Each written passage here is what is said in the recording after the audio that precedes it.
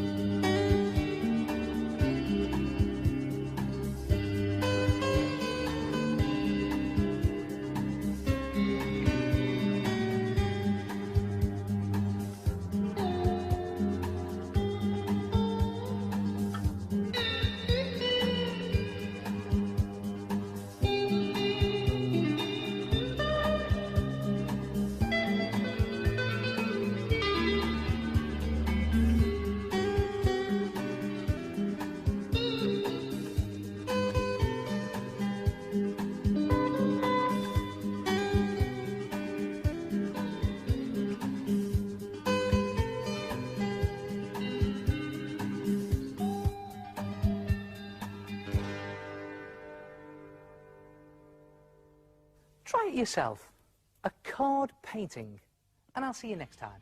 Ta-ra!